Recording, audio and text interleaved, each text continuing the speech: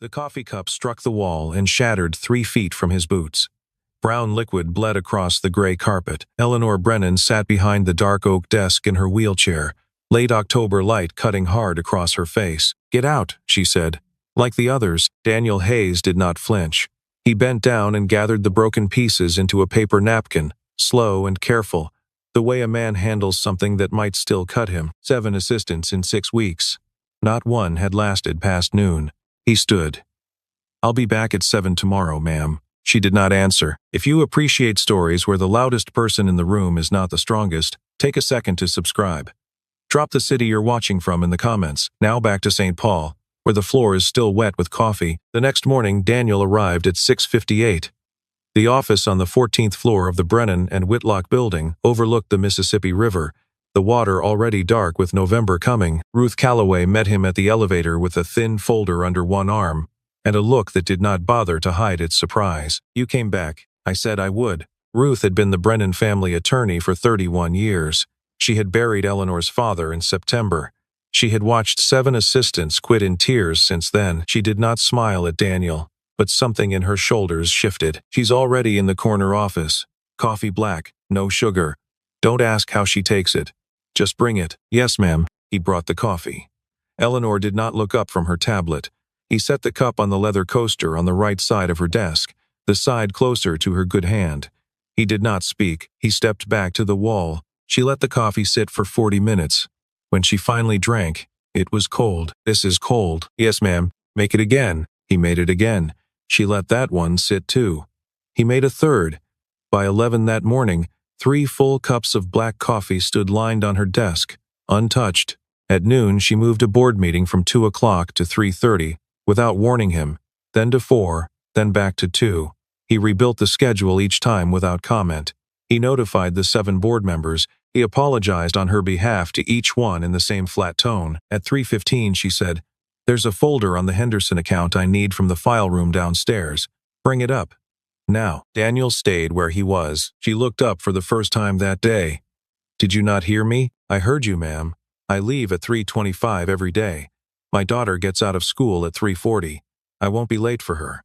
I can get the folder after." The room went very still. Ruth, passing in the hallway, stopped behind the half-open door and did not move. Eleanor stared at him. Most men, she had learned in 2 years of running this company from a chair, broke when she stared. He did not break. He did not soften either. He just stood there with his hands at his sides, waiting to be either fired or released to go. "Go," she said. He went. She watched him through the window of her corner office. He walked across the parking lot in his gray jacket, opened the door of a 10-year-old Honda, drove east toward the elementary school. She stayed at her desk until the lot lights came on at 5:40. She drank none of the coffee. That night, alone in the house her father had built on Summit Avenue, she rolled her chair to the kitchen and opened the freezer for the first time in a week. There was nothing in it she wanted. She sat in the blue light of the open door for a long time. She thought about a man who had not flinched at a coffee cup. She thought about a girl who got out of school at 3:40. She thought about her father, who had told her once that you could measure any human being by what they refused to be late for. She closed the freezer. The 3rd week of November, Eleanor had a bad session with her physical therapist. Her blood pressure dropped halfway through standing practice.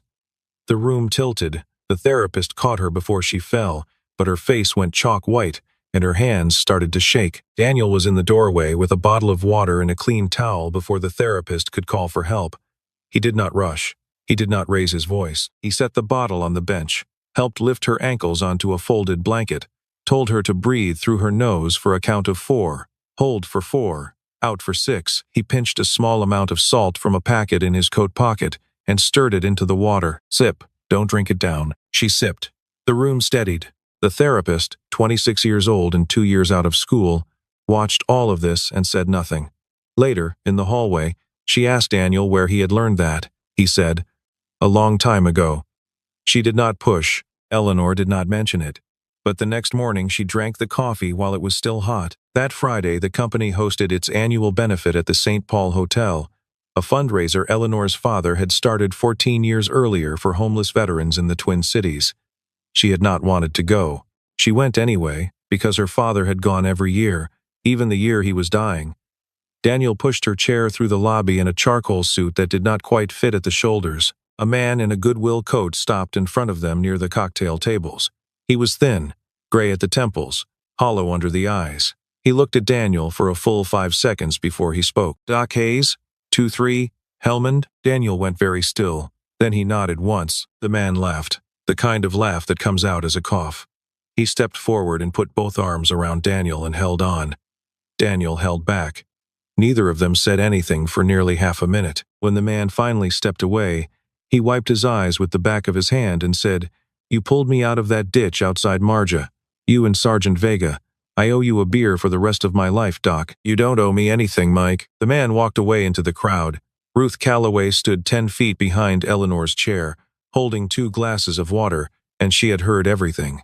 She did not say a word. She walked back to the bar and replaced the water with white wine and brought it to Eleanor without explanation. In the car going home, Eleanor watched Daniel's hands on the wheel. They were steady. They had always been steady. "Doc Hayes. A long time ago, ma'am." "How long ago?" 2 tours, Helmand and Kandahar. I came home in 2012, and then I went to nursing school. Then I met my wife. Then she got sick. He did not say the last part as a story. He said it the way a man reads off a list. Eleanor did not ask anything else, but she watched the back of his head all the way over the Wabasha Street Bridge.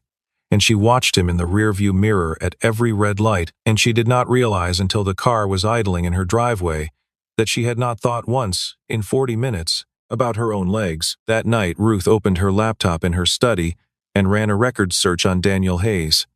She read for an hour. She closed the laptop. She poured herself a small bourbon, looked at the photograph of Eleanor's father on the mantel, and said very quietly, "Albert, your daughter has a Navy corpsman driving her to work. Silver Star, Marine Recon attached. You would have loved him." She did not tell Eleanor. Some things she had learned in 31 years of practicing law had to be found. By the second week of December, a rhythm had set in. Daniel arrived at 6:58, coffee on the right side of the desk by 7:05, schedule briefed by 7:15. He stayed in the corner of the room when she took meetings unless she signaled him out. He left at 3:25 every afternoon. He came back by 4:20 with a folder of school papers in the back seat. The seat warm where Lily had been. Eleanor had started looking up when he came back. One morning he arrived at 6:56 and found her already at her desk, lamp on, hair still wet from a shower. She had not slept. She had been reading the Henderson contract since 4. He set the coffee down without comment. She did not look up, but she said, "Thank you." It was the first time she had said thank you for the coffee. One Thursday she had to stay late for a conference call with a New York firm. She told Daniel he could go home for the evening. He did not argue. But 40 minutes later, she heard a child's voice in the hallway, and Ruth's quiet laugh, and then small footsteps coming through the open door of the boardroom. Lily Hayes was 8 years old, brown hair to her shoulders, 2 front teeth slightly large for her mouth. She was carrying a green backpack and a thick pad of drawing paper. She stopped in the boardroom doorway and looked at Eleanor in her chair, the way children look at things that are unfamiliar but not frightening. "Hi," Lily said. "Hi. Are you the lady my dad works for?" "I am. My dad says you're really smart at numbers." Eleanor took a breath she had not planned to take. "Your dad said that?" "Yeah. He says you're the smartest person in the building. He says people can't tell because you don't show off." Daniel appeared in the doorway behind his daughter, apologetic. "Babysitter canceled. I had to bring her. 20 minutes, I promise." "It's fine," Eleanor said. Lily climbed into one of the leather chairs at the end of the long table and opened her pad of paper. She drew for the whole conference call. When the call ended, she walked the length of the table and handed Eleanor a picture. It was the Mississippi River, with a fish in it, and one small wheelchair on the bank, with a stick figure woman in it, fishing. "Is this me?" "Yeah. My dad says you used to fish with your dad when you were little." Eleanor did not look up at Daniel for a long moment. When she did, he was looking out the window. She put the drawing in the top drawer of her desk that night. It stayed there. The next week, on the Friday before Christmas, she had to leave the office late again. From the 14th floor window, she watched Daniel's Honda idling by the curb below. Lily got out of the back seat with her backpack, then turned and looked up at the building. She waved. Eleanor lifted her hand and waved back. No one else saw. On the night of December 23rd, Eleanor sent Daniel home at 3. The office was mostly empty already. She had a small box wrapped in plain brown paper on the corner of her desk. She rolled to the door and handed it to him without a word. He stopped. You don't. It's for Lily. A sketchbook. Hardcover. Acid-free paper. Open it after she's asleep so she's surprised in the morning. He took it. He looked at her for a moment. Eleanor. Go home, Daniel. It's Christmas Eve tomorrow. He went. In January, the community center contract went to a firm out of Minneapolis no one in St. Paul had heard of. The award was announced on a Tuesday morning.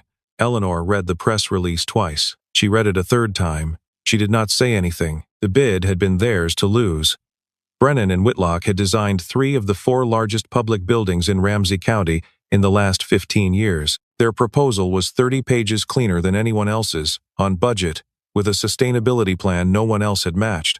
They had lost it. Marcus Whitlock came into her office at 10:30 with 2 cups of coffee and a careful expression. He set 1 cup down on her desk without asking how she took it. Eleanor. Marcus, I know that one stings. Listen, we are going to be fine. We have 11 other active projects. The Henderson Tower starts pouring concrete in March, but I want to say something honestly, and I want you to hear me. May I? She did not answer. Perception matters. In this market. In this city, the chair, he gestured at her, almost gently, the way a man gestures at a piece of damaged furniture he is being polite about. People see it before they hear the bid. We can talk about whether that's fair, but it is real. And I think we need to have a conversation about how the firm presents itself going forward. He waited. She did not blink. Just something to think about, he said. He picked up his coffee and walked out. The cup he had brought her sat on the desk. She did not touch it. Daniel was in the room. He had been in the room the entire time, standing by the window with his hands behind his back. Marcus had not acknowledged him. She rolled her chair to the window. The river was frozen in patches now, gray slush along the banks. What if it isn't me, she said. Not a question. A thought spoken out loud because the room was the only place she could speak it. Daniel did not answer right away. He waited until she turned her chair toward him. Then find out who it is, ma'am. She studied him. The gray at his temples, the lines around his eyes that had not been there when he was a young man pulling people out of ditches, the steady hands that had counted her breath in the therapy room. Daniel. Yes, ma'am. Don't call me ma'am. Not when we're alone in this office. My name is Eleanor. He nodded once. Eleanor. She turned back to the window. She did not say anything else for the rest of the morning, but that afternoon she opened the locked drawer of her father's old desk for the first time since his funeral and pulled out the financial folder he had kept private from everyone, including her. She had not been ready to look at it before. She was ready now. At 10 that night, she sat in her father's old study under a green banker's lamp with the folder open. She read his handwriting on a yellow legal pad. The notes were dated August, 3 weeks before he died, in a hand growing shaky. Margins on Henderson too thin. Riverside bid leaked. Look at Marcus's calendar. Look at his travel. Look at Phoenix. She had not known her father had been working on this. She had thought he was just dying. She put the pad down and put her hands flat on the desk and looked at the ceiling for a long time. The first week of February broke her. The therapist had been pushing for partial weight-bearing for 2 months. The new protocol, designed by a specialist in Rochester, required Eleanor to stand braced between parallel bars for 20 seconds at a time, 3 times a session. For 3 weeks, she had been able to do it. On the Wednesday after the community center loss, her left leg would not hold. She tried 4 times. On the 4th, she went down hard. The therapist caught her elbow. Daniel was in the doorway with a folded blanket before she hit the mat. She did not cry. She got back into the chair. She rode home in silence. At the house on Summit Avenue, Daniel carried in a small Tupperware of chicken soup he had made the night before. He had been doing this once or twice a week without comment. He set it on the counter and pulled out a saucepan to warm it. She watched him from the kitchen doorway. She watched the way his hands moved over the stove, the way he lifted the lid and stirred and tested the temperature against his wrist before pouring. It was the way her father used to test her formula when she was a baby. It was, more recently, the way someone else had tested soup for a dying woman in a hospice bed in a small house in a small town somewhere in Minnesota, 3 years ago. She did not know that. She felt it. Don't, she said. He looked up. Don't bring me soup. Don't bring me coffee on a coaster. Don't pick up my coats. Don't count my breath. I'm not your dead wife, Daniel. I don't need a single dad with a savior complex looking for someone else to fix. Find another woman. Find anyone, just not me. The words were precise. She had built them on the way home in the silence. She had aimed them. He set the spoon down on the counter. He turned off the burner. He picked up his coat from the back of the chair. He looked at her once, not angry, not even hurt, just very quiet. "Yes, ma'am." He walked out. She heard the door close. She heard the Honda start in the driveway. She heard it pull away. She sat alone at the kitchen island, with a saucepan of warm soup and the lights off, and she did not move for 2 hours. Daniel drove home through a gray St. Paul evening, with both hands on the wheel and his jaw set. Lily was at his sister's for the night. The apartment was empty when he came in. He hung his coat. He took off his boots. He sat down in the armchair facing the brick fireplace, where a framed photograph of Sarah at 28 stood on the mantel, holding a 1-year-old Lily on her hip on the lake at Brainerd. He did not cry. He just sat. The room got dark around him. He stayed. The next morning he picked up Lily from his sister's house at 7:30. He made her cinnamon toast. He drove her to school. He kissed the top of her head in the drop-off line. She asked him if he was sad. He said no, he was just tired. She believed him because she was 8, and she had never seen him lie. For 3 weeks Daniel did not come to the Brennan and Whitlock building. A new temporary assistant arrived from a downtown agency on the Monday after the soup. He was 29, well-dressed, efficient. He brought coffee at the right time and held doors, and said nothing she did not want to hear. Eleanor disliked him immediately, and it was not his fault. She slept poorly. She lost 4 pounds.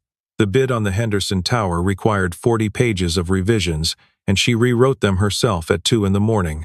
3 nights running, she did not eat dinner 3 nights in a row. She declined a board chair's invitation to a Saturday opera. She rolled past the corner of her office where Daniel used to stand, and she had to look at the wall, because looking at the empty space made the room feel colder than it was. On the second Tuesday of February, Ruth Calloway walked into Eleanor's office at 8 o'clock in the morning and set a stack of bound documents on her desk that was nearly 4 inches thick. "What is this?" "This," Ruth said, "is what your father asked me to do the week before he died. He suspected something. He didn't want to be the one to tell you. He wanted the numbers to do it." Eleanor opened the cover. The first page was the executive summary of a forensic audit. The auditor was a firm out of Chicago Eleanor had never heard of. The engagement letter was dated 9 months ago. She read for 40 minutes without speaking. Ruth sat across from her with a thermos of tea and did not interrupt. The pattern was clear and patient and ugly. A shell company registered in Delaware in February of 2024, Whitlock Reeve LLC, with 2 named partners, Marcus Whitlock, and a man named Daniel Reeve, a high school classmate of Marcus's now living in Phoenix. Over 22 months, 14 Brennan and Whitlock bids had been undercut by Whitlock Reeve at the last minute, with margins suspiciously close to the figures only the chief operating officer could have seen. The community center contract was the 14th. The total estimated lost revenue, billed to the firm and rerouted in commissions and consulting fees through 3 layers of intermediaries, was $4.2 million. The pattern began the month after Eleanor's accident, not before. She closed the binder. Her hand was very steady. "He didn't cause it." "No," Ruth said. "He didn't have to. He just waited." Eleanor looked out the window. The river was full ice now, edge to edge, the kind of February you remember. "Ruth." "Yes." "Get him back." Ruth did not ask who. She picked up her phone. Daniel arrived at the building at 3:40 that afternoon, in his gray jacket, having dropped Lily at his sister's. He did not come up to the 14th floor right away. He stopped first in the parking lot and stood for a moment looking at the building, the way a man looks at a place he has been thinking about for 3 weeks and has decided to enter on his own terms. When he came into Eleanor's office, she was at the window. She did not turn around. "I need a driver tomorrow," she said. "I want to go to my father's grave." He was quiet for a long second. Then, "What time?" "Nina, I'll be here at 8:40. He left. She stayed at the window until the river went dark. The cemetery at Oakland was an hour out of the city. A low rolling place with old oaks that held their dead leaves through February. Albert Brennan's stone was granite, plain, with his name and dates in one line below. He built honest things. Eleanor did not get out of the car. Daniel had stopped the engine and walked around to lower the ramp, but she shook her head. She rolled her window down instead. She sat there in her wheelchair in the back seat and looked at the stone through the open window for 10 minutes in the cold. Daniel stood 5 steps back and did not interrupt. Then she said one sentence, just loud enough for the wind to carry. "I'm sorry it took me this long, Daddy." Daniel did not pretend not to hear it. He did not turn around either. He just stayed where he was, hands in his pockets, until she rolled the window up. When the window went up, he came around and got behind the wheel. She spoke before he started the engine. I was wrong. About the wife thing. I shouldn't have said it. I wanted to make you leave because I was scared of how much I didn't want you to. That's not an apology. That's just the truth. He looked at her in the rearview mirror. He nodded once. Okay. Okay. Yes, Mom. Okay. He started the car. They drove back to St. Paul in silence that was not the same silence as before. 3 days later was Lily Hayes' 9th birthday. Daniel did not bring it up. Lily did, in the elevator of the Brennan and Whitlock building on a Friday afternoon when she had come up to wait for her father to finish a call, holding a small invitation she had drawn herself. It's at our apartment. It's not big. My aunt is bringing cake. You can come if you want. Daniel, behind her, started to apologize. Eleanor cut him off. What time? 6. I'll be there. She arrived at 5:58. She brought a wooden box of 72 professional colored pencils, the kind Lily's school art teacher had told Daniel about once, and which he had not been able to justify buying. Lily opened the box and went very quiet, the way children do when something matters. She climbed into Eleanor's lap without asking, and put her arms around her neck, and stayed there for a full minute. Daniel stood in the kitchen stirring coffee with his back to the room, and did not turn around for a long time. Later, when Lily was opening a card from her aunt, she leaned against Eleanor's shoulder and said, "Are you coming to my school's spring concert? I'm singing." Eleanor said yes before Daniel could answer for her. Lily nodded like this had been settled long ago. After Lily fell asleep on the couch with the colored pencils still in her hands, Daniel and Eleanor sat at the small kitchen table and spread the audit binder open between them. They worked until 2 in the morning. Daniel made notes in pencil in the margins. Eleanor flagged the email metadata they would need pulled. They built a timeline of bids and shell company filings and bank routing numbers across 3 pages of legal pad. At 1:15, Lily woke briefly and called out from the couch. Daniel went and sat with her until she fell back asleep, one hand on her back. He came back to the table. Eleanor had not moved. She had not said anything, but she had marked his page for him with the cap of his pen so he wouldn't lose his place. At one point, Daniel looked up and said, "You know this is going to be public." "Yes, you know what they'll say. About the chair. About you." "Yes." "You sure?" "I'm sure." He nodded and went back to the page. She watched his hand move. She did not say what she was thinking, but he heard it anyway. The way he had been hearing things from her for 6 months without being told. The board meeting was set for the last Wednesday of February at 1 in the afternoon. Marcus Whitlock walked in at 12:55 with a leather portfolio and a tie the color of money. He did not know that Ruth Calloway had spent the previous evening on the phone with 3 of the 7 board members, including the chair, a 71-year-old woman named Margaret Hollis, who had played bridge with Albert Brennan every Thursday for 20 years. Eleanor sat at the head of the long table. Daniel sat in a chair against the wall, 2 seats behind her right shoulder, where the late afternoon light through the windows did not quite reach. She spoke for 11 minutes. No slides, no raised voice. She read 14 contract numbers out loud and the matching loss figures.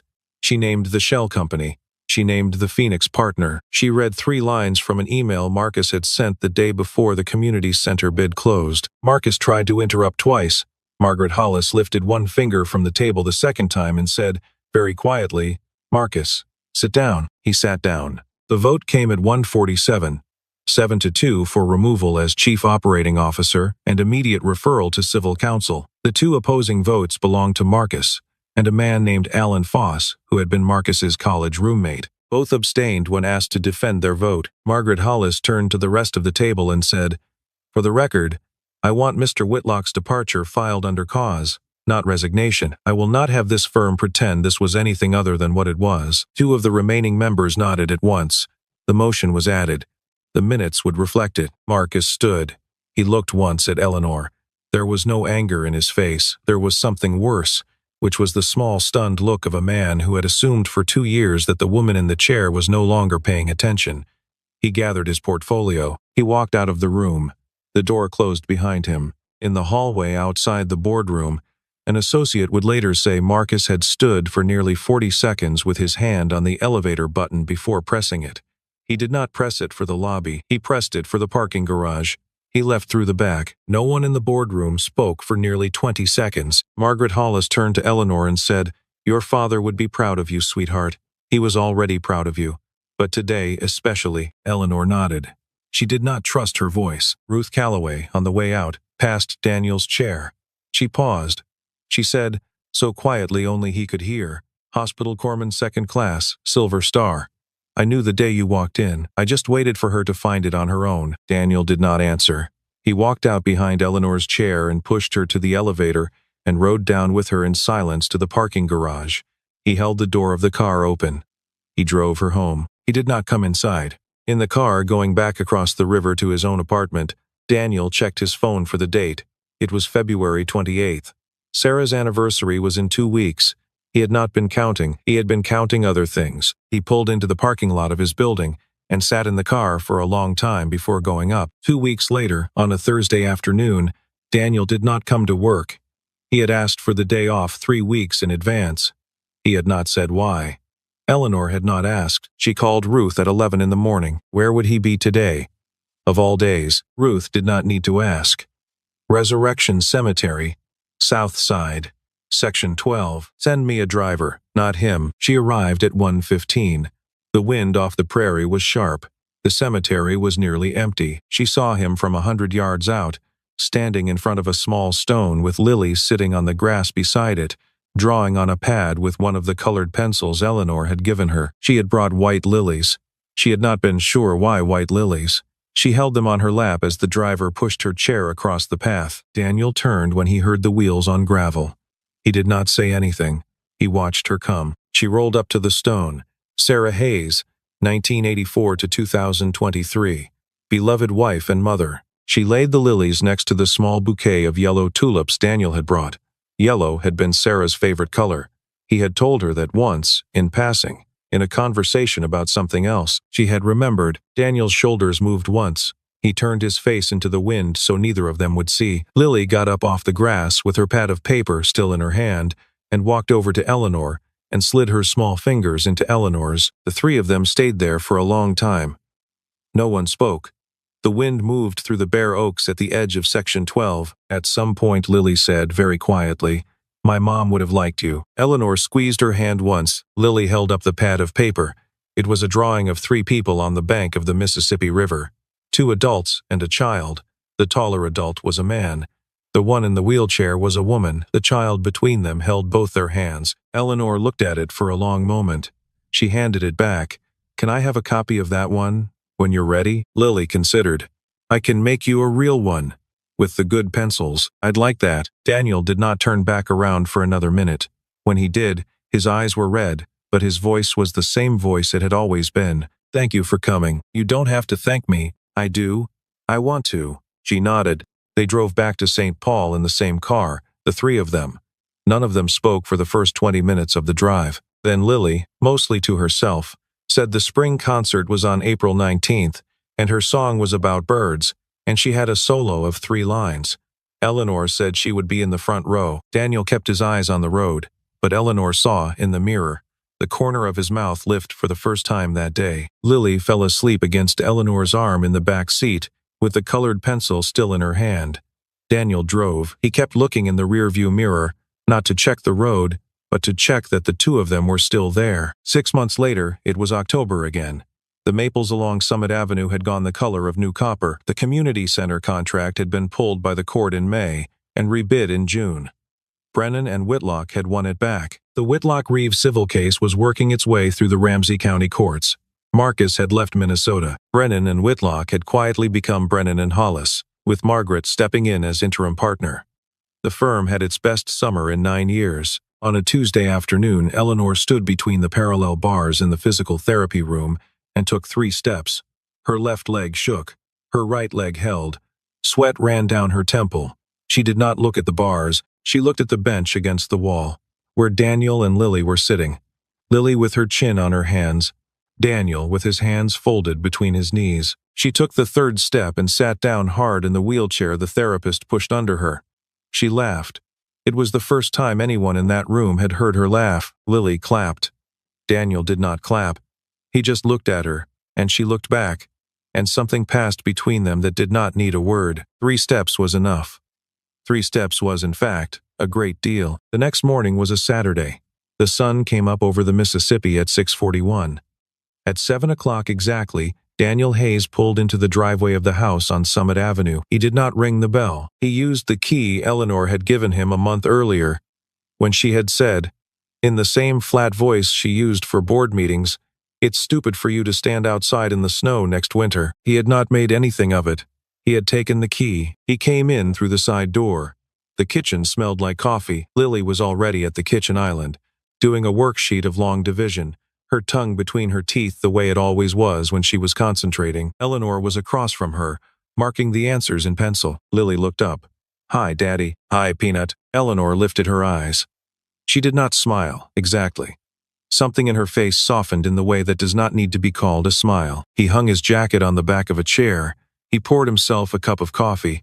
He sat down next to Lily and pointed at one of the problems on the worksheet. "That one looks tricky. Show me." Lily showed him. Daniel was studying part-time for his paramedic certification, 3 evenings a week when Lily slept at her aunt's. He had taken the test for the first half in September. He had passed. He had not told Eleanor, but she had found the score sheet folded in his coat pocket while she was looking for a pen, and she had not mentioned it, and he knew she had seen it, and he knew she had not mentioned it on purpose. Some things did not need to be said. He had learned that from her. She had learned it from him. Outside, the river ran low and slow under the October sun. Inside, 3 people sat at a kitchen island, doing long division and drinking coffee that was the right temperature. 7 assistants had quit in 6 weeks. The 8th had never really been an assistant. He was just a man who had shown up every morning at 7.